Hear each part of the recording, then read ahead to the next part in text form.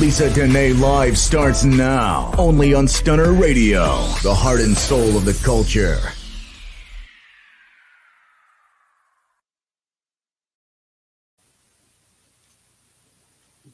Hey guys, it's your girl Lisa Denae, and you are now tuned into Lisa Denae Live.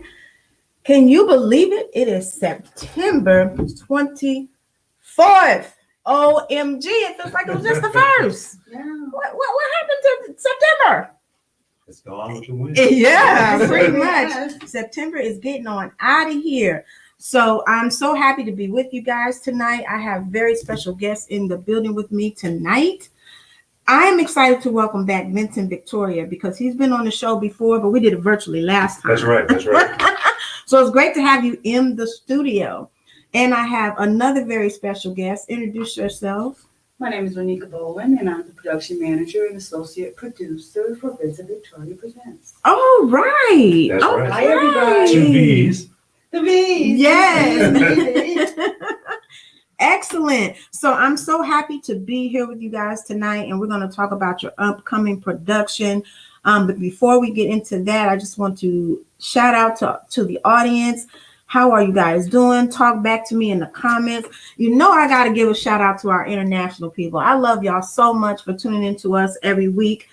I don't know for sure if you know what we're saying, but if you're trying to learn English, this might not be the channel. I'm just saying, because sometimes we use a little broken English. However, shout out to the people in Sweden, in Botswana, in Nigeria, in Mexico, in Italy, all the people that listen to us. If I missed your country, please put in the comments and let me know where you're listening to us or viewing us from. So it's been a wonderful, really? Hey, thanks, Zeke, one of our listeners who's actually here in the studio with us. Anyway, it's been a really great week for me. It's been an eventful week in the United States. So if you're listening outside of the United States and you know that Stunner Radio is based in Houston, Texas, don't blame us, okay? We already know Texas done lost its entire mind. And we're not a part of that. We just live here, okay? Mm-hmm. So I wanted to talk a little bit about the Haitian immigrants before we get into our interview, because I don't know if my heart was broken just looking at the images of how they were treated at the border. Mm-hmm. And we've seen the border, because the border is nothing new to us. We've seen so many images from the border. But in light of the Afghan people who have been coming here, refugees, welcomed with open arms, and organizations being formed to get them settled, and so many people volunteering. Of course, there's two different situations here. Afghanistan is going through something that's different from what Haiti is going through. But how did it feel to you all to see that, especially only like a week or two after we've heard hundreds of thousands of Afghan people are coming, being welcomed?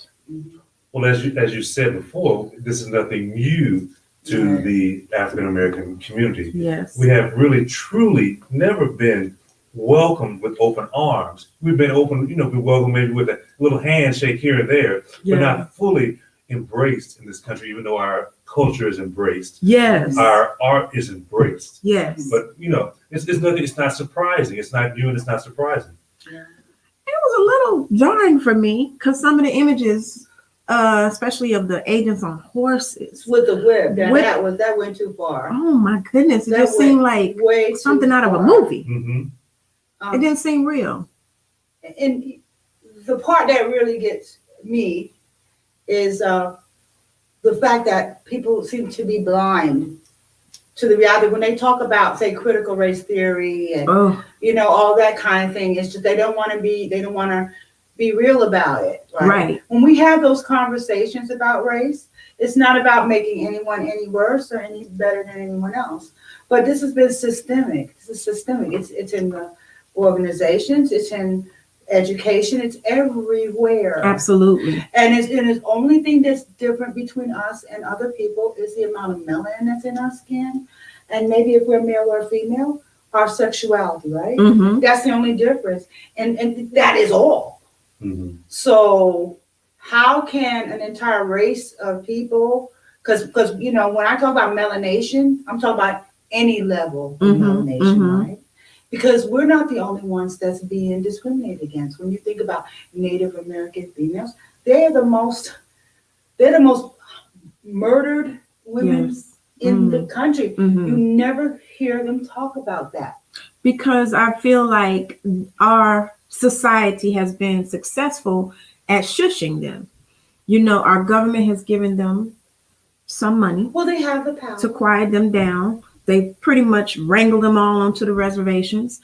So it's kind of like out of sight, out of mind, but they're not, which is terrible. It's the same thing with this young lady that went missing. Do you see how many resources was used to find her? Absolutely. There are plenty of probably 40 to 50 young ladies that are melanated. I say melanated because I don't want to say Latino, this, that, and the other. If you got more melanin or less melanin than me, that's what this fight is all about. Yeah.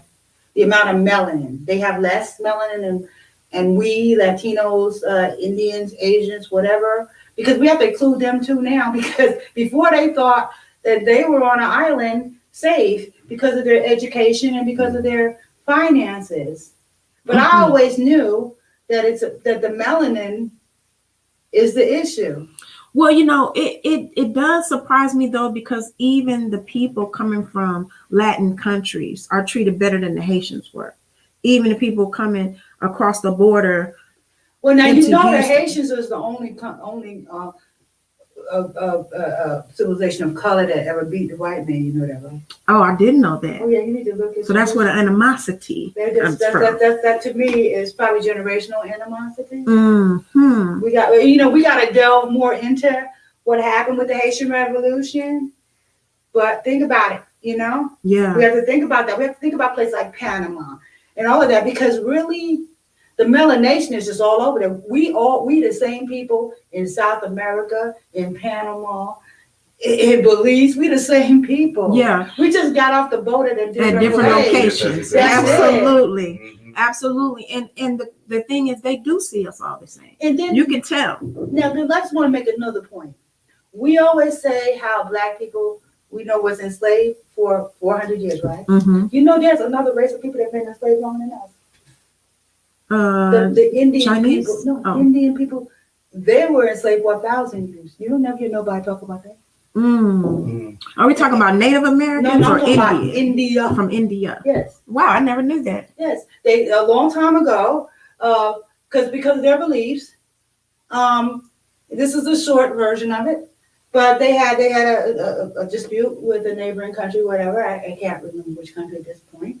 And so they fought and they fought and they fought. And because of their beliefs, they would fight. They would never kill their enemy. They would let him go. So they fought and they fought. I would say, let's just say for the purpose of this story, 20 times. And the Indian people won. The one time they lost, the enemy blinded their king and put them in slavery for 1,000 years. Wow. So when we talk about slavery in itself, it's something that's been around for thousands and thousands of years. Doesn't make it right now. No, definitely don't make it right. But what is it that triggers people when they see their skin? What is it about the darkness of skin that triggers people into wanting to mistreat or abuse or neglect? What is it? I just want to say, I go with that thing. Hurt people. Okay. There has to be some guilt associated with. Just think about the people that came here from wherever they came from. Right? They were almost like us, right? They were oppressed religiously, all kind of. Some of them were prisoners, and so the best people did not come to the United States. They were not the best people that came over. Well, of course, they were. We have the evidence, and they were looking. And I'm not making value judgment on anybody that's here right now, because really, here's the hard part: is the people that are here now are not the ones that put us in this situation, right? And so I kind of understand why their anger is too. But the point is that they still personify it in white privilege, in like for charter schools, right? People think that when you go to this charter school, that it's better than a public school. right? Mhm. Someone like me feels like this. If there's something wrong with the public school, there's laws and rules and money to do that. Why not fix the public school? Why take the money out of a public school and give it to another school? And they don't even have the same rules as a public school. You understand? Well, They don't. I just feel like it's the American way to be classist, sexist, racist. Yeah, and I to mean- me, they don't really look at the problem. They just move over to the right of the problem. Mhm. You know, it's almost like, okay, here I am. I see you here. Your leg is broken, but I'm going to talk about your arm. And Mhm. I'm going to put a cast on your arm. Mhm. And then when you keep complaining that your leg is hurting, I'm going to tell you that your leg is not hurt. But I know my leg is hurt. Absolutely, because And we're that's going what to I give you feel. Juneteenth for a holiday. Yes, We and don't you got- care you that got you're the- struggling to You pay your got bills. the shortest number of the year. Yes. Woo, and we was already not on par fiscally with everyone else, with the let's say non-melanated people, for a way of being very, I don't know if that's polite or however, but that's what I like choose to do. You know, when we look at them, they have a strategy. They can build on their wealth. Me as a woman, I can't tell you which decade I'm in, but I'm up in there in the decades. And so I come through quite a bit. You know, I've kicked down a lot of doors. Mhm. And I understand, like when I look at my son, I look at these young men out here, I realize what they got to do to survive in a day. I look at you, what you have to do to survive in a day. Just the way that people automatically, not just you, I've never seen it in person, but I'm just saying how people view you just because you walk Automatically. up. Yeah, just because your skin. The Well, color what of kind your of skin. car? I've heard my son say. My son is a 32-year-old. He's single, and he lives within his means. You know, and he was saying to me, you know, Mom, I had a young lady over to my house, and the first thing she looked at was where he lived, right? Mhm. Because you got to have this whole, I don't know, persona or whatever. And the whole thing is that to me, I get wanting a Land Rover. I get that, but we're not there yet. We have, you know, if you don't have a place for your children and your elderly people to get old in, so they can feel safe and all that kind of stuff, we got to lay foundations. Well, you know, that's a whole nother show, because I feel like so many people miss the point of life when it comes to wanting all these material things that you can barely pay for, and then you're stressed out. I've always believed in living within my means. Oh, yes. To keep doing that. And I mean, and I'm not standing here saying, oh, it never happened to me. No, I'm definitely someone that hasn't made all the best decisions all the time, you know, but like my mom used to say, life will definitely teach you, right? Yeah, and I believe that saying, when you know better, do better. Because it's a lot of us that do know better. We're still not doing no better. And so what do the young people have to follow? Yeah. But I guess that's the reason why I love so much what you do, Vincent, because you expose us to things we did not even know was real. For sure. You know, with your productions and highlighting some of these great people in our history that we only hear a little line about, if anything. You know, and we don't know the contributions they really made. We don't know the doors they opened that we're walking through today. So I'm that's the reason why I think what you do is so valuable and so important for our community, because I mean, I've always felt like if you don't know where you come from, how can you even know where you're trying to get to or where you're going? Exactly. You don't even have no type of direction if you don't know what happened before you came on the scene. So for me, that is very important. So I take what you do very seriously, and I you know, I just love what you do, because a lot of times it's not the most popular thing. For sure.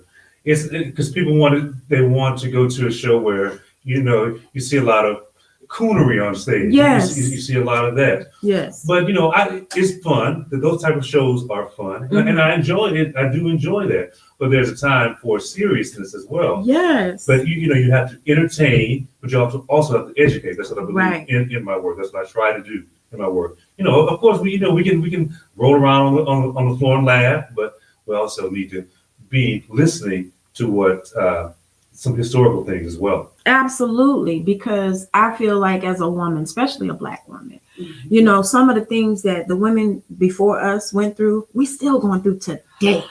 As far as trying to be taken seriously in business, as far as trying to be funded, be sponsored, any type of thing, it's always a struggle for us. So I love to hear how they overcame, and they didn't even have the resources I have. That's right. So how That's can right. I sit down and cry for myself or be depressed or be mad at the world? Make it happen. Make it happen, if not that's for what no you got. other reason, for them. Mhm. I've always been a type of person that I tell my kids this all the time. I can feel my ancestors' presence. And they be like, what do you mean, Mom? Oh, I yes. feel responsible. Exactly. I feel responsible because I know that my grandmother and my grandfather made sacrifices thinking of me Exactly. before they even met me. Exactly. So I feel responsible not to squander my resources and my platform and all that. I feel like I have to make something, They're smiling. worthwhile. They're Mhm. smiling down on you. And I feel like you feel the same. I don't know. We've never spoken about that, but your vision and your drive to do what you do has to come from someplace deep. It comes from the need to, well, first of all, it comes from a love of historical eras, the different eras that I like. Mhm. And I grew up reading about historical figures from the past, African American figures from the past. That's what it comes from. Love. It comes from love, and I like putting the love that I have for these figures out there, Mhm. because they will go away. They say the person you've forgotten when the last person ever speaks your name. That's right. That's when you're forgotten. Yeah. So these figures, I don't want them to be forgotten. Right. I don't want my name to be forgotten because Right. you don't exist anymore when that last person speaks your name. Wow. And that's our whole purpose for being here, to leave a mark, to leave That's an right. imprint, Exactly. That's right. to leave something that people will To speak make of. something better. Yes. And Yeah. to give somebody else that feeling of responsibility. Mhm. Exactly. So, when they say, oh, my mother did this, so I got to do that. Mhm. And I think that's what we're all here for. So before we take a quick break, what is your favorite era, or maybe one or two, in history? My favorite eras are the 1960s Mm, and the 1920s. Those are my the favorite eras. 1920s. Yes, because Okay. we're in the 20s now, but Yeah. We ain't roaring. We COVID-20s. Right. But the 20s, because of the fashion and the Harlem Renaissance and Mm, the creativity that was being The talent. being exposed and coming out of the Black community. Yeah. what do you see as the difference? Of course, technology and social media, but do you feel that entertainers and creators are not as loved as they were then? I would say now that African American entertainers are more beloved and by the mainstream as a whole. Okay. But I think the entertainers from the 20s had to be more talented. They had to be disciplined in their art, or they wouldn't have the exposure. They wouldn't have any exposure. And it's Right. So they more- had to be. and more physical as well, and just there's a lot. I have a lot of respect for those entertainers in this one. I Mhm. do too, because of what they must have endured being Oh. Black. Oh, for sure. I can't even imagine. Yes. Jim Crow and Jerry Crow and Seth Susie Crow and all of that. It must have been quite difficult. Yes. So the 60s and the 20s. So I don't know much about the 20s. I'm gonna have to go and research that. Mhm. But I know when I do see photos, I do also like the fashion. So many That's people the came from the photos, like 20s, though. Great Gatsby. That I love all those photos. Yes. So many great African American legends came from the 20s. Josephine Baker, Oh, Louis yes. Armstrong, Langston Hughes. Oh yes, And Cab so- Calloway. And So all many those guys. unsung people came from the 20s. A Broadway star named Florence Mills. She died when she was in her early 20s, but she was a big star on Broadway. Wow. But she died in 1927, very early on. Wow. And people don't. She's almost forgotten these days. Yeah, I just read about But the she's young lady. because you just said her name. Absolutely. I gotta make sure I remember this lady's name, because I just read about this lady who was a Black performer, and she was the first one who sang the song Hound Dog that Elvis Presley made. Oh, Big Mama yeah, Thornton. Big Mama Yes, Thornton. and I was That's like, her. I never knew. with And I the, was with like, the, with the wow. guitar. We Yes. talk about her in this upcoming show. Her name is mentioned in this upcoming show. Really? Yes. Oh my God, that's crazy. I just read about her today. Wow. Yes. Okay, that's interesting. I can't wait. So we're going to take a quick break, and we're going to get into the show that's coming up. You guys don't go anywhere. We will be right back.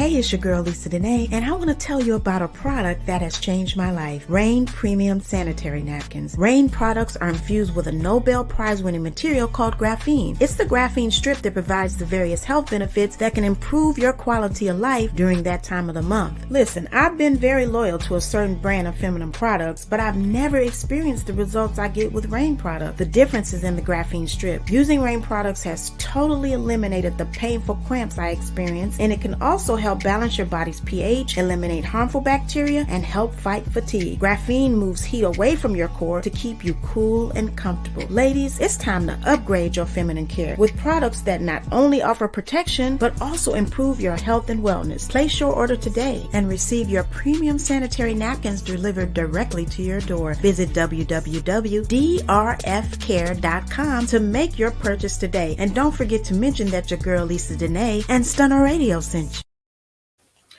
All right, guys, we are back and we are here with Vincent Victoria. We're going to talk about the upcoming production. And guess what? We have tickets to give away. So you guys that are tuned in, stay tuned in because we're going to be asking some questions so that you can have tickets if you are here in the Houston and surrounding areas to this production. It is called Starring Cherry Cola Pitts. The Storm is Here. I can't wait to hear. Well, they're two different shows. Oh, there's two different shows. Yeah, we're doing two one-act plays. One-act plays. So Oh, they're wow. original world premiere plays. Starring Cherry Cola Pitts is about a variety show host from the 1950s. Okay. And The Storm is Here is the first show in the world about Ashley Babbitt and the insurrection that happened January 6th of this year. Oh, okay. So I'm very interested in that. All Yeah. right. But that's my Oh, okay. so excited. Oh, wow. Okay. So let's start with Starring Cherry Cola Pitts. now Cherry Cola Pitts is a character that was inspired by a character that I played in my movie from earlier this year, Block Cherie. And he was a talk show, a game show host from the 1950s. Okay. And so many people said, well, you should develop that character. He should have his own play about himself. So for the last 3 months, I wrote this show, and it's making its world premiere in a couple of days. Oh, wow. But now the thing about Cherry Cola Pitts, he's very flamboyant, variety show host. There weren't many black variety show hosts in the 1950s. There was only one, Nat King Cole, and his show only lasted one season. But Cherry Cola Pitts, a fictional character, but he expands the limits of taste and acceptability for a black person during that time. So he was real. No, he's a fictional character. Oh, he's a fictional character. But it's a historical fiction because he's taking place during all these historical times. We talk about Got it. I Love Lucy and Lassie. We talk about things that were going on during that time. But he's a Okay. fictional character placed in the 1950s. Oh, wow. This is going to be interesting. And the other thing is that he was an out homosexual man during the 50s. Oh, well, that must have been trying. So, and he was unashamedly out during this time. Wow. So, and he says very politically incorrect things. That's all right. That's all right from time to time. You know, I do the same. So let me ask you this. When you are putting something together like that, what do you draw from? When it's fictional, what do you draw from? Do you feel like the character speaks to you? A lot of times, if I'm inspired, it's easy to write. The words just automatically they just flow. Mm-hmm. And like this character, it came very easily because I'm playing the character, and I know how to write for myself. I know how to write lines for me that I feel that I That you can can say. deliver. Mhm. Yeah. Okay. So and usually when I do write, I hear certain actors that I work with. I say, "Oh, I'm writing this for this person." It doesn't work out the same. It doesn't work out that way. Sometimes they're not available. But a lot of times I'm writing for particular people in mind. Oh, right. That's exciting. It's so exciting to me. The whole creative process is exciting to me to make something out of nothing. Mhm. And, that's why I feel like we're gods. Of course, that's a whole nother day, a But whole you nother are. story. But, God did speak things into existence. So I'm just saying. But, okay, starring Cherry Cola Pitts. So I'm excited about this because I'm going to be there. And I cannot wait. and we're going to be hosting the red carpet. So if you're going to come to the event, stop and talk to us, the on-air personalities at Stunner Radio. October the 2nd. October the 2nd. And that is just a week away, people. Yes, next Saturday. And the red carpet event, let me just go ahead and put that information on the screen. The red carpet event is going to be amazing, you guys. You got to be there. Tickets are still available, Yes. right? Yes, exactly. And we are also going to be giving away tickets here. So I want you guys to definitely make sure that you come out if you're in Houston and surrounding areas. And the event flyer does say, "Be fabulous in red." That's right. Yes, The red carpet. be red. Yes. So if you got some red, honey, come on out and be Come on. fabulous. You know, I got excited when I saw that. I was like, oh, I actually wonder which outfit you going to have. oh my goodness. I cannot wait to put on the red. So let's talk about the storm is here. Mhm. Well, of course, everyone knows about the insurrection that happened January 6th. Yes. While, everybody, like everyone else, I was glued to the television during that day. But what touched me was this lady, Ashley Babbitt, who was killed. She was one of the 6 people killed during the insurrection.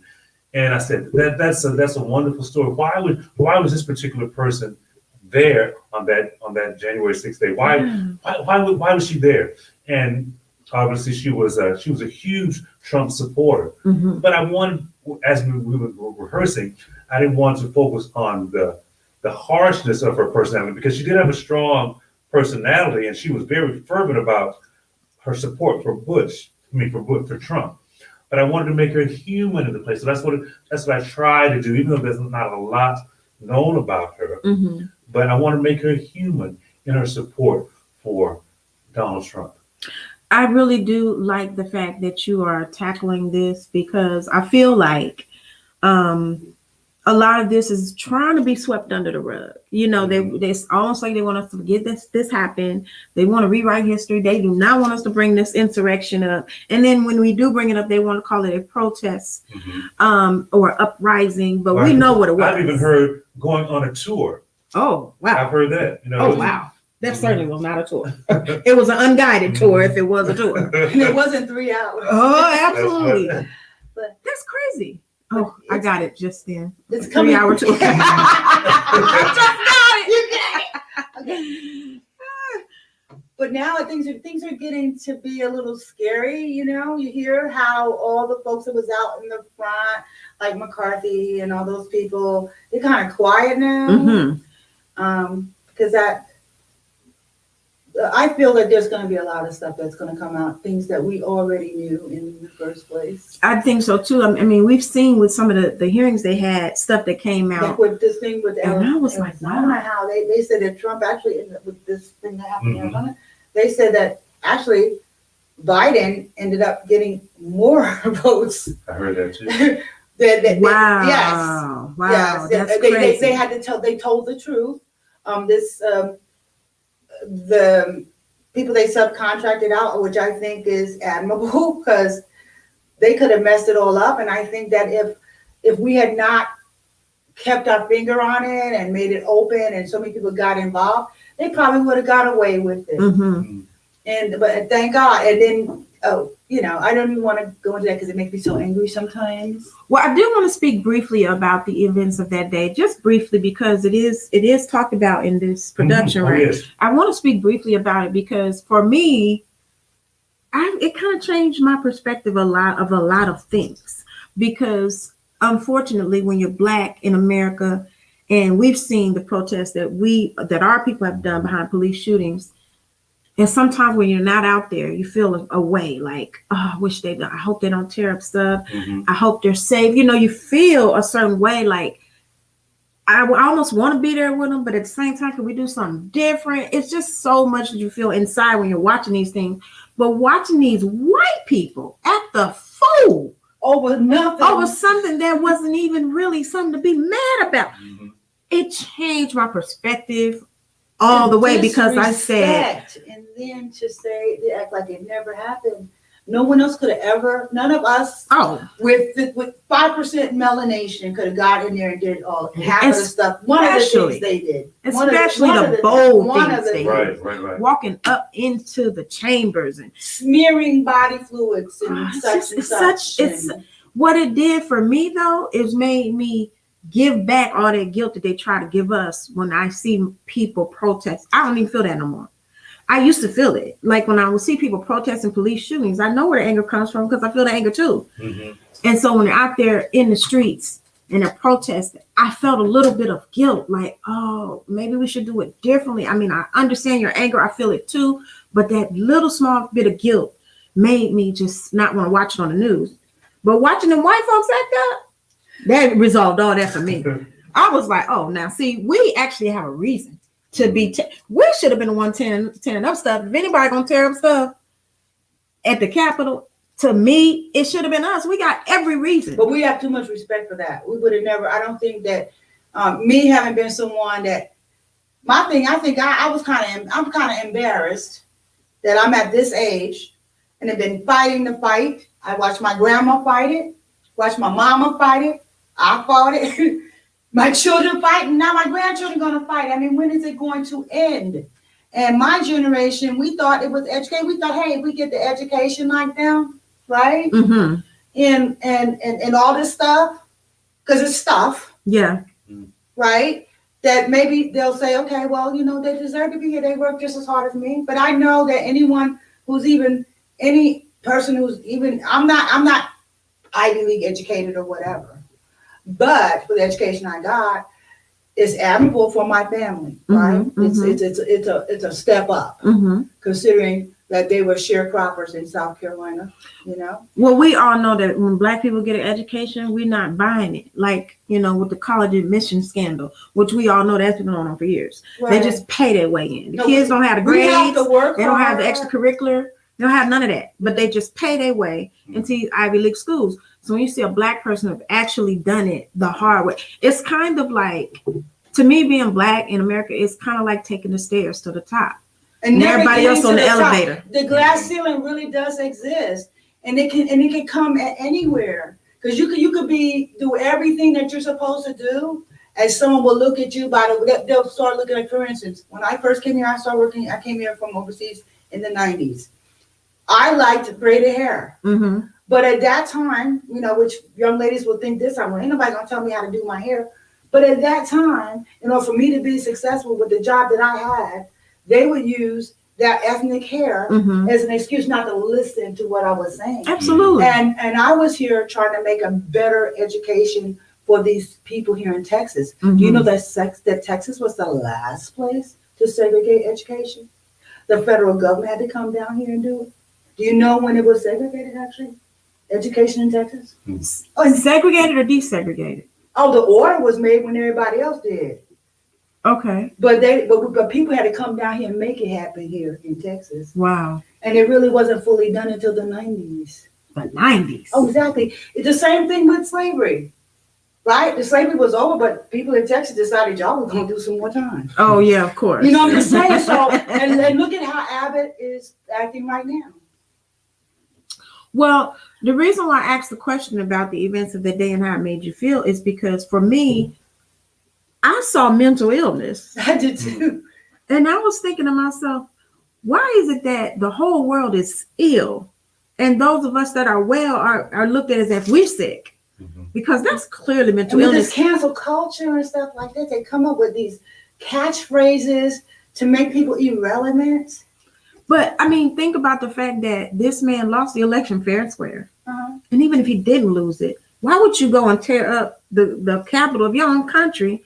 I mean, it seemed like such mental illness to me. And they hate Nancy Pelosi and who else?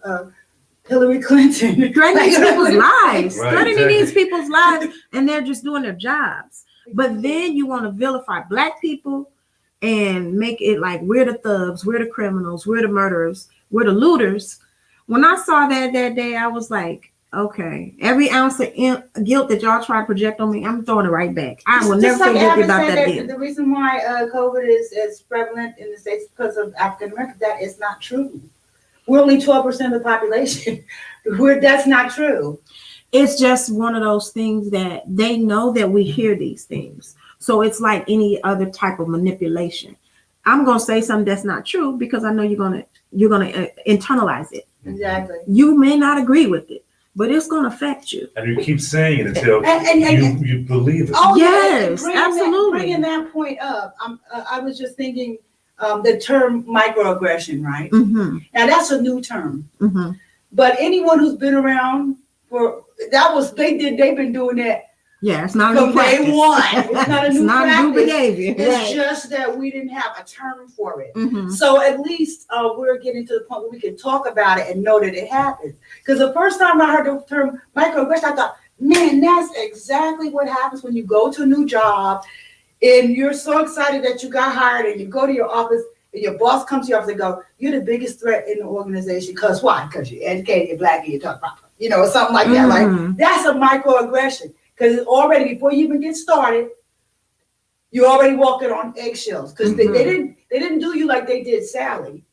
Sally got lunch, or whatever, right? Right. You got a little talking to, like stay in your place talking to. That's what that to me really kind of means. It's happened to me many times. You get there, yeah, I know you knew you came from such and such, and then you get that little smash, and in the very beginning, and so that keeps you. You say, well, you know what?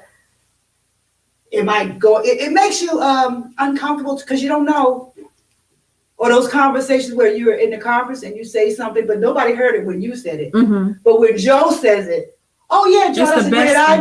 Best idea. Right? Has that ever happened to you? Absolutely, many times. And I was thinking, you know what? And it continues to happen, right? If they know that one, you're a leader. Two, maybe you're intelligent. You don't even have to, have a whole lot of education. But some people can, have that gift of gab, have that ability to connect with folks. Well, I feel like some of our oppressors didn't know that oppression is fuel for some people. Now, some of us, because we have been oppressed and our back is against the wall, we're overachievers. We catch on to things quick. We create our own table to sit at. We do all kinds of things because we are oppressed. So it kind of backfired on them in that sense. But isn't it tiring? It's exhausting. It's totally exhausting. It's exhausting. To have to move to the corner, move over here, get over here. You don't know, okay, you got an idea. You put the idea out there. Somebody else got it and ran. Well, okay, the next time, maybe I should keep my idea to myself. Maybe I should just do it for me. Maybe, whatever. Maybe I'll find out when I go how I be successful. But I do feel like that's why we have to support each other. We have to. It's not even like an option anymore. We have to do it because if we don't, who will? Well, I do remember when it was like that. Before, when we did support each other? No, I'm saying when I remember when I grew up, that everyone like say your father. If say the roof was leaking, right?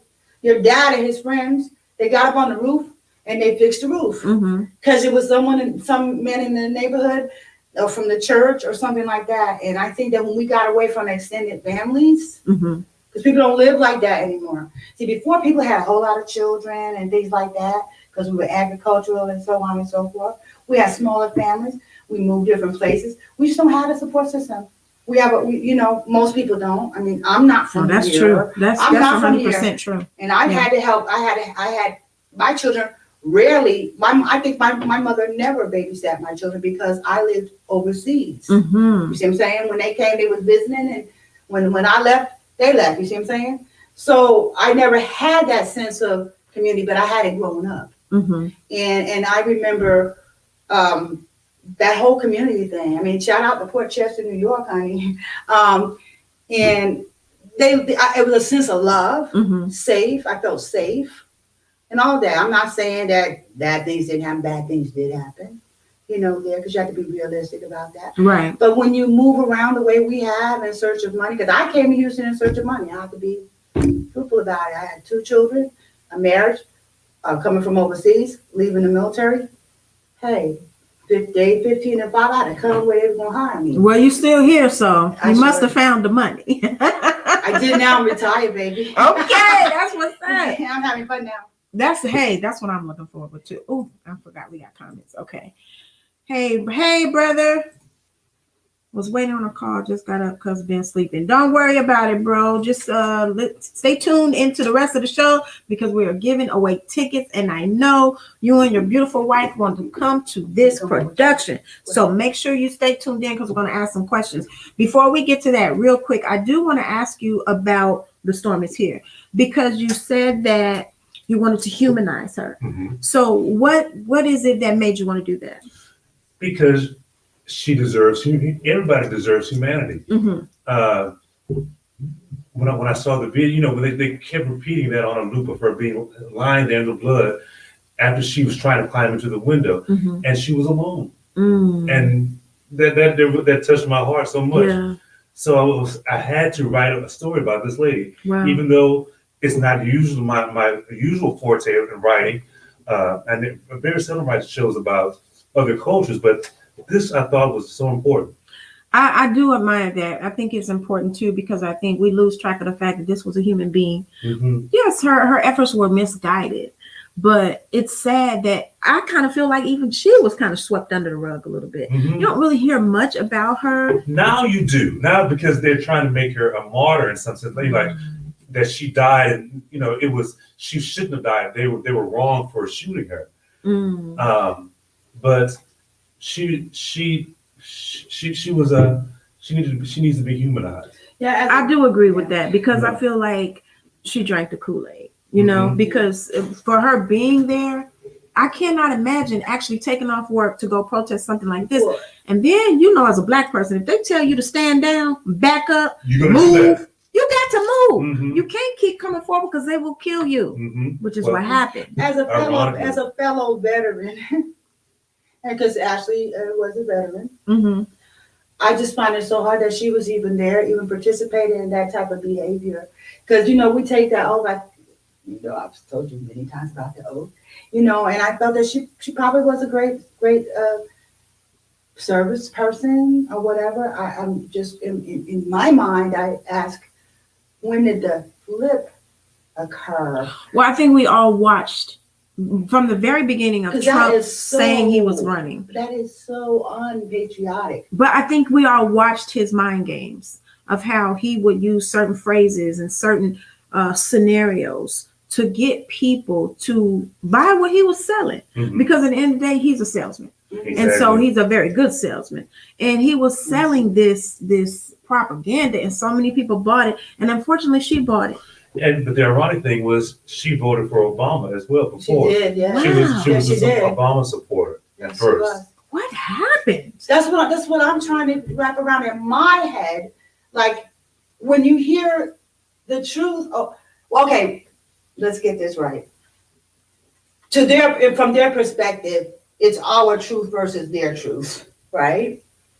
But we all know now, and it's been proven more than once, time and time again, that they're personifying a lie. But to me, also, it's like it's an alternate universe. it is. It feels like it. Yeah. But I think I agree with you as far as being a veteran.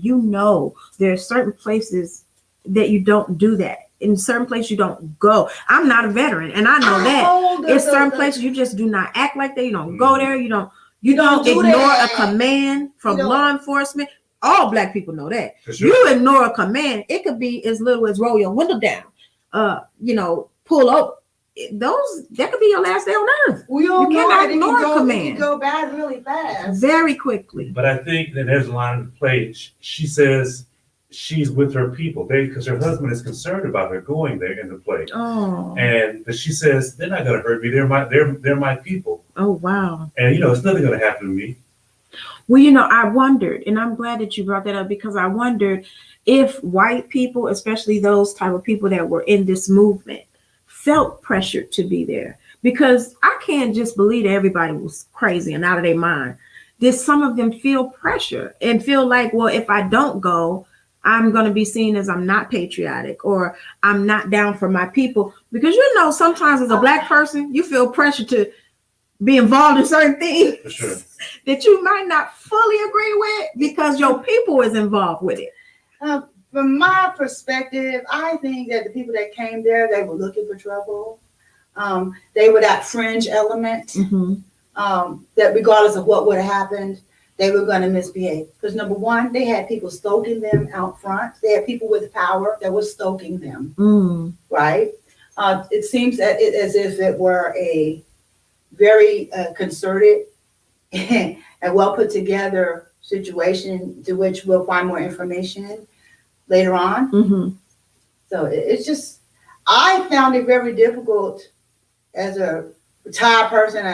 I'm not the most patriotic person, but I do believe in I believe in the Bible. I believe in the flag. I believe in democracy. You know what I'm saying? I believe in apple pie and my grandma, right? So I'm just probably like everybody else in the world, right? So I it was very difficult for me to watch that.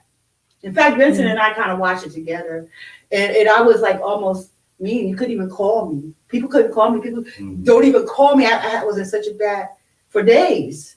I was in shock. I have never seen anything like that. I was like watching all day and all night.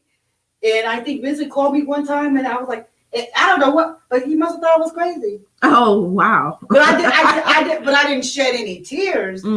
But I just could not believe that was my country, and I was like, we get to the conversation with this, but I was like, this is what they're gonna do.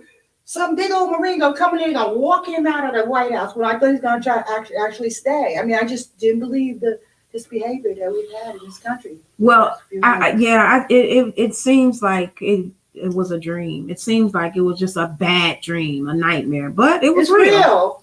So I really appreciate the fact that you are doing this, because I think she does need to be humanized. I think we do need to see her as a human, and I think we need to realize it. I mean, I know a lot of people don't believe that she was a victim and they feel like she deserved it because she ignored the commands. But I feel like, just like anybody else, anybody can get caught up in something. Exactly. Anybody can get caught. I myself have been caught up in religion at some point in my life, to a point where I thought even wearing makeup was a sin. I was caught up. But when you become enlightened and you realize certain things just are man-made, then you understand, okay, I can exit from that. But unfortunately, she didn't have that opportunity.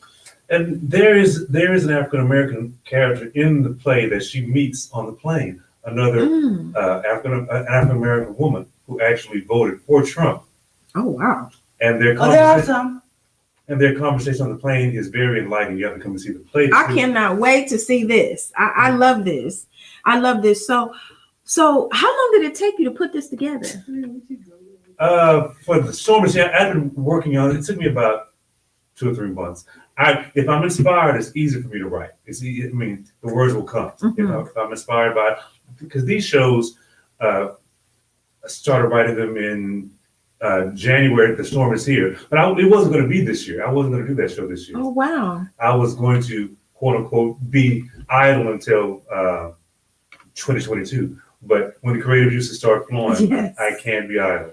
That is so true. That is so true. And that's a plus for everybody else. Yes, it is. It's a plus for everybody. Yeah, it's a plus. Yeah, I'm looking forward to it too. So let's get to these tickets and ask the question while we're kind of getting close to the end of the show. What is the question that you want to ask the viewers to win the tickets? Sure. This starring Cherry Cola Pitts takes place in 1955. What was the #1 television show in 1955? Okay, what was the #1 television show in 1955? Okay, that is a good question. That's a good one, yes. What was the #1 TV show? So you guys are listening. I know y'all gonna Google it. What was the #1 TV show in 1955 for tickets to starring Cherry Cola Pitts and The Storm is Here? 2 plays, you guys. Do we get to see both? Yes. One ticket? Oh, yes. Oh, my God. It's 2 for the price of 1, baby. You get to see 2 shows. This is awesome. Sorry, don't know. Well, Ezekiel, we really don't expect you to know. Thank you so much for chiming in. If anybody else knows the answer, that is the question. What was the #1 TV show in 1955? So, 1955. I wasn't around yet. I wasn't either. But I was. Was TV still black and white? Oh, Yes, it was. Okay, Yeah. 1955. But Okay. Cherry Cola lived in color. He lived in color. Yes, Oh. he did. He lived in color. My type of person. Yes, yes. Yes. Yes. So, okay, I'm just trying to help the people. The number one TV show, were there any black people involved? Okay. No, there were many Yeah. black people involved in television, period, Not many. during that I think time. Ethel Waters might have been on there. But by that time, the viewer show had been canceled. So it was there. Oh, it would have came and went. The Nat Wow. King Cole show was on, but a show starring an African American person, it was non-existent during Oh, that time. wow. Okay. But in the fictional world that we live in, starring Cherry Cola Pitts, this show is right behind the number one show of 1955. I'll get ready to say it, but I just called myself. You guys, we're not giving you no more help. To sing the theme. No, We're not giving you no more help. What was the number one show in 1955? Sam, I know you know this. If you're still with us, come on and chime in, get an answer so you can get these tickets. So I want to thank you guys so much for being here. Can you tell people how they can get the tickets, how they can follow you, Sure. how they can support you? Most definitely. So the show is running September 30th through October 17th in Midtown Arts Center. It opens this coming Thursday. The red carpet event is October 2nd, Saturday, October 2nd. And you can get tickets at www.vincentvictoriapresents.com. Preferably get them online because, it's safer right now than getting them at the door during this COVID time. But you can purchase tickets at the door. And also on Thursdays, tickets are 2 for 1 on Thursdays. Any Thursday performance of The Storm is Here and starring Cherry Cola Pitts, you buy a ticket at the regular price and bring a guest. Okay, you guys, you can't beat that. On Thursday, come out. It's 2 for 1. And just before we go, I just want to talk about our 2021, the 21 and 22 season. Okay. We're starting out. This is our first show. It's going to be starring Cherry Cola Pitts and The Storm is Here. In December, we're going to do The Last Night of Josephine Baker. I look forward to that. That's going to be done by Debrina Sandifer is going to direct that. And then we're going to come back with one of our award-winning productions, Mr. Booker T at the Door, in February. So we're looking forward to seeing you throughout the season at Vincent Victoria Presents. If you need to get in contact with us, you can reach us at www.vincentvictoriapresents.com. And on Facebook and at all the platforms, Facebook and Instagram as well. Vincent Victoria Presents. And I want to say thank you for the Houston audience and thank you for all the support you've given us through the years. And thank you all for what you do. It is incredibly important. Sam, I don't know what you mean. He said it was over 17 TV shows, but in 55, say that's when they start coming. I need to know what the number one TV show in 1955. We're going to give y'all about 5 more minutes. And the number one TV show in 1955. I need to know what it is, you guys. So, thank y'all so much for being here. It's always a pleasure. When I say I love what you do, I really mean that because, as a creative myself, it's so many times where I have these grand ideas of things I want to do, but I just don't do them. Do it, girl, do it. I just don't do them. So when I see people doing it, it's just so inspiring, that you have an idea and you say, I'm going to do this. And then you do it. Yes, That's very, very inspiring because it's not always easy to pull off, so. It's not, but it's my life's work. I love it. It's amazing. So I cannot wait to be there, you guys. I am so excited. The last show we had to leave and I wasn't able to actually see the movie and I was really upset about that. But this time we're doing the red carpet. We're going to be in that thing. So I need y'all to come out and join us.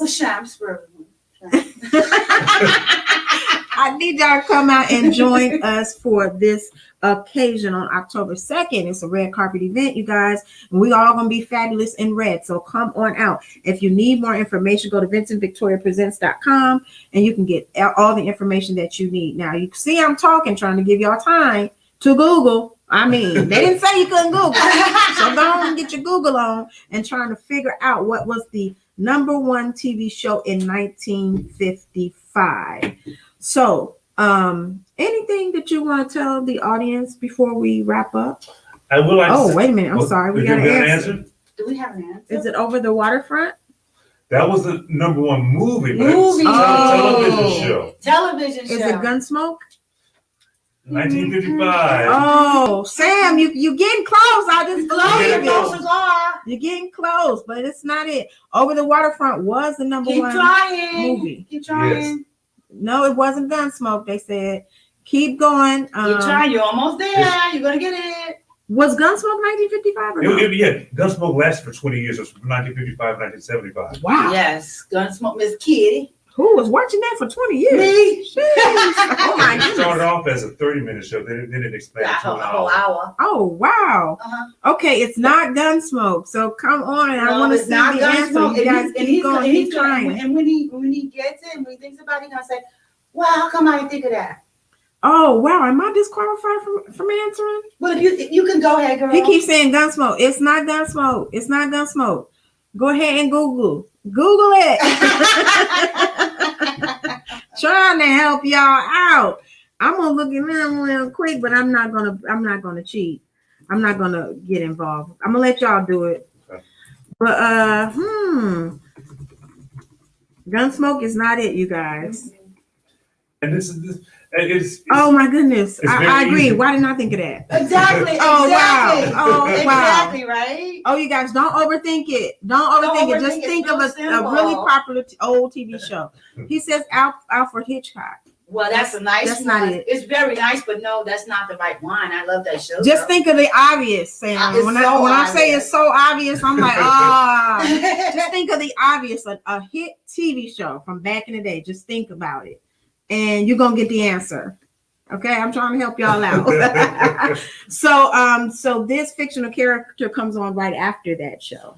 right. It's right neck and neck in the ratings with this particular show in 1955. Oh Lord, Life and Legend of Wyatt Earp. It's the right era, but it's not the Right right arrow. show. I mean, I like that show Oh, too, wow. but that's not the I one. never Right? heard that. That was cool. Hey? Okay, you digging deep, brother. You Yeah, think it it's is. How old are you, man? You must be a baby boomer. You must be a boomer. But it's not that. But I'm telling you, it's very obvious. Just It's think so about it. Just think obvious. about it. Just think about the one old show that is always popping back up again. And again, That's all I'm and gonna again. say. I can't give you no more help. Right. So I'm running out of things to say, y'all. Trying to give you We time. want to give you those tickets. Yes, we definitely want you to be there. We want to give Let's you give them a hint tickets. then. So Wow. the star of the show had red hair. Oh, well, it's over now. Not Robin Hood. What? The star of the show had red hair, Sam. That's what they're telling you. The star of the show had red hair and is known for it. I'm just saying. We just saying. So, I mean, that should give you the hint right there. And anybody else, I mean, Sam is doing all the answering. Where y'all at? So Sam, the star of the show had red hair, you guys. That's the number one. When I looked it up, I was like, of course. And I almost guessed that. I wasn't sure of the year. So I was like, yeah. Okay. I think that's the year Little Ricky years. Oh, wow. Did Okay. somebody get it? Did somebody get it? No, I was just saying once you said that. I mean, if y'all don't get it from that, I don't know what to tell y'all. Y'all don't get it from that. So I do want to talk about the 2021 and 2022 season. So the Last Night of Josephine Baker, I read some rave reviews about that, and I can't wait to see that. How many times have you put on this production? This will be the second time. Oh, the that second Josephine- time. yes, Okay. that Josephine Baker. We did it in 2017, and Wow, was that long ago? mhm, Wow. Josephine Baker, yes. So it'll be almost 5 years when we do that for a show again. Oh, wow. Okay. And Mr. Booker T at the door. Oh, That was we did that in 2018, and that was the show that was chosen to be read at the National Black Theater Festival in 2018, Hmm. and we went there in 2019 actually. yes. Alfred Hitchcock. Sam, the star of the show has red hair. Alfred Hitchcock didn't have any hair. Red hair, He was brother. a ball. It's not Alfred Hitchcock. The star of the show. And I'm telling you, when you get the answer, you're going to be mad at yourself when you hear the answer. The star of the show had red hair. It's a very, very popular show, even today. So we might have, because of his efforts, we may have to give the tickets to Sam anyway. Sam, you might win just Yeah, for just- effort. Because he went down the whole list of TV Yes, shows. he did. Just name one other TV show from 1955. And some shows I never even heard of. He done came up with. Okay. And what about the? Oh, okay. what's the name of the show that was on the Strip? On the Strip. What's the Strip? It was a show during that time. It was on the Strip. On the Strip. Oh, it was. Yeah. Oh, okay. I didn't realize that. Ask him. Say. What's the name of it? I don't know. It might During that era, there was a show that happened on a strip. Okay, what was the name of the show? Okay, Sam. I hope that helps. I hope that helps you. Well, that's not going to get the answer to that question, though. But what was it? I mean, show. The name of the show was 77 Sunset Strip. Oh, okay. 77 Sunset Strip. Oh, well, so what does that have to do with the other show? Just was trying to get him to name any show. Oh, okay. He done named a few, so. Yeah, he's named quite a few. Okay, so Sam, come on with it. You might win anyway because you're putting in a lot of effort. Just name another show. But the name of the person on the show, the star, had red hair. So that's the last time I'm going to give you a clue because we're trying to wrap up here. If anybody, okay, I see somebody Googling. The $64,000 question. That is not it. That was a popular show. That was a scandalous show. It was a big scandal behind that show. Really? Do they get? But it was a movie called Quiz Show about those particular shows. That was about that show? Well, it was a show really called 21, but they were all involved in those scandals of the game shows. Oh, wow. Oh, wow. Well, you guys, we're at our time. I tried to give y'all a chance to make it, to answer the question. So while we're closing, you guys keep trying to think of the answer. I'll do the thing. No. Y'all should get it by that. If y'all don't get it by that, y'all just ain't ready. Y'all should definitely get it by that. Ezekiel, you won't get it by that, but Sam, you should definitely get it by that. I want to thank you guys so much for being here. And I want to say to the people that are watching, and if you are going to be watching the replay, if you are listening right now to a replay, and if you are listening before October 3rd, go ahead and comment. I'm going to look back at the comments. If you have the right question, I will personally purchase a ticket for you. It's not Wyatt Earp. He didn't have red hair. Did he? I don't know. It was the star of the show had red hair. I mean, like at this point, I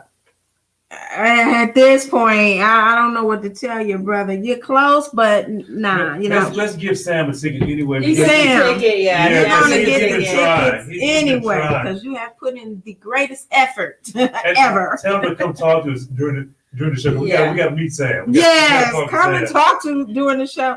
Oh God, he's still putting in. We're gonna give him a big Vincent Victoria hat. Come on out to the show. So for Thursday night, he has the opening night for the show. Oh wow, you hear that, Sam? I need you to just say yes or no that you hear that. Thursday night. Come get your hat. Oh, that's awesome. Okay. So again, thank you guys so much for being here. It is always a pleasure. Tune in tomorrow to the Love Power Radio Show. We're gonna have Waukesha King. And she is an actress and she's in the show. She's going to be on the Love Power Radio Show right here on Stunner Radio at 3:00 tomorrow. So you guys, please make sure to tune in and catch her. She's a wonderful actress. And she was in the last production. She's been quite a few of my shows. She played Hattie McDaniel in one of my shows. Oh my God, I would love to see that. She was in The Slave Narrative. So she's a wonderful singer and actress. Okay. So let's say real quick before we get out of here, how do people become a part of your productions? Do you have an audition process or how do you do that? A lot of times, I know actors that I just call them up a lot of times. But for these shows, we had a season audition in June for our entire season. Oh wow! So, but if you like us on Facebook, you will see all of our events, upcoming events, what our auditions will be, and all sorts of information about Vincent Victoria Presents, what's coming up. But we do have auditions, and sometimes we have auditions for individual shows as well. Okay. But it's all be listed on the Facebook page. Well, if you ever do a show about oh man, her name just left my head that quick. But you know what I'm talking. Well, no. Tell me a little bit about the woman who oh my God, who was played by Monique in the movie Bessie. Yes, yes, yes. Yes, yes, yes, yes, yes, yes, yes. Monique. Her name escapes me. Oh Lord. The movie with Queen I'm Latifah. looking- Queen Latifah yes, played Bessie. Yeah, and I'm Ma Rainey. Ma Ma Rainey. Rainey, that's it. Yeah. Ma Rainey. Yes. Now they did make a Ma movie Rainey's- about Ma yeah, Rainey. Ma Ma Rainey's Rainey's Black Bottom. Yes. that But it very wasn't good. what I thought it would be. I thought it would be more about her. Well, Ma Rainey's Black Bottom really isn't about Ma Rainey anyway. She was just really the nominal Right. character lead of the show, but it wasn't really about her. But there really, I don't think has been a show about a mainstream show that we know about Ma Rainey. What I really liked about it is that she wasn't conventional. She just did what she stood for herself as a woman during that time period. And, Yes. you know, so that's what really made me feel very empowered just watching that show, because she didn't back down. And You know, from what I've and a been lot of hearing- the strong women back in those eras, the things they had to do just to survive, you know, it's phenomenal what they had to do and survive and put up with. Yeah, because the more I learn about entertainers in that era, a lot of them were very bold, very Yes, brave, they had to very be. Yeah, because they unconventional. would, be stolen from. They could lose their lives, or, just subjugated, all kinds of things. Couldn't find a place to sleep or eat or relieve themselves. I mean, it had to be quite difficult.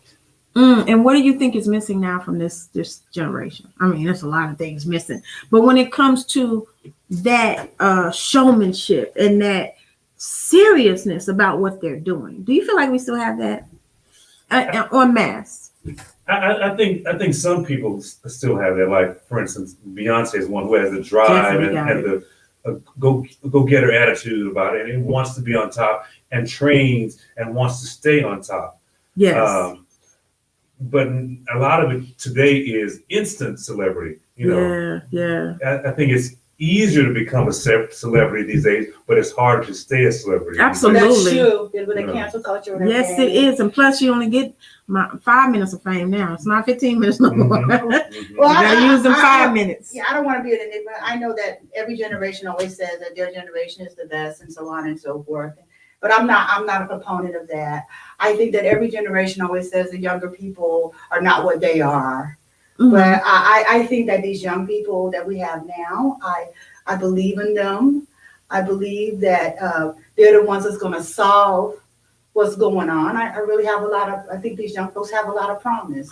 I do too. Although they're I do not too. doing it the way that I was doing it, because I think that my generation, we was raised on fear. you Yes. know? I mean, we're the kids that used to sit in the hallway like this, thinking that we're going to get a nuclear disaster, right? And I'm trying to figure, to this day, Hal is holding my hand, back my neck, gonna save me from a nuclear bomb. Yeah, and I'm like sitting in the floor like this with my left hand like that. How is that gonna help me? And I was just wondering, I'm sitting there, well, my hands are gonna get cut and my neck's gonna get cut. So I might as well go somewhere else. So you've always been an overthinker. Yes, I am. I am somewhat of a perfectionist and somewhat of a nerd, and I'm very proud of it. So there we go. Well, I mean, I do agree with you with the young people of this time, because I learned a lot from my kids. I learned so much. My son is here with us today, and I'm gonna wrap it up, you guys. But it just was funny to me. I said to him, "You gotta slow down on the snacks now, because you're getting a little thick." He said, "Mom, don't body shame." That's Oh, wow. exactly. And I was like, "Excuse Yes. me." He was Yes. like, "No, you're body shaming me, and I Yes. don't appreciate that." And I Wow. was Yes, like, they're very, "Okay." very I actually admire much that. accepting of people and differences and looks. And, I mean, I'm looking at television, look at the difference. Did you see that show where it's all the ladies, I call fluffy ladies, and then when they go, she goes, "I'm a dancer now," right? Oh, the commercial for Old Navy. I love that, because everybody's included. No one is considered to be prettier because of this or that or the other thing. Everybody's beautiful. Everybody's a queen. Because the truth of the matter is, I think more young people know that what is being presented in the media is not real. They know it's not real. Exactly. Like They know that Facebook is just how you want it to look. Mhm. You want that to look, yes, you could be in the corner over here in this perfect corner, can look perfect. And the rest of your world is in chaos. Mhm. That's what Facebook normally is. And my son, my younger son, I have a 32-year-old and a 42-year-old. My 32-year-old Wow. said to me, I was saying to him, oh, he does music. And when I go, put it on Facebook, honey, just so flair. He goes, Ma, that stuff ain't real. And when he said that to me, like it's been years ago when he said that, but it always stuck with me. Mhm. Because you can always make it look good on back here. On any social media, yes. You can always make it look good. What happened to wrapping up? Okay, I'm wrapping up. Excuse me. Thank you so much for keeping me on track. Oh, we're so wordy. Thank you so much, you guys, for tuning in. Y'all know I go over my time all the time, especially when I have great guests in the building. I want to encourage you all to tune in tomorrow to Black Coffee with a Side of Tea and Love Power Radio Show. We're going to be talking more on Love Power Radio Show about these upcoming performances. And I want you guys to make sure that you come out and join us on October 2nd at the Red Carpet event for starring Cherry Cola Pitts. Thank you so much. And wear red, y'all. Be fabulous in red. Thank y'all so much for being here once again. And you guys, I love you so much for tuning in, for supporting Stunner Radio. And we will see you next week. Bye. Bye. Bye.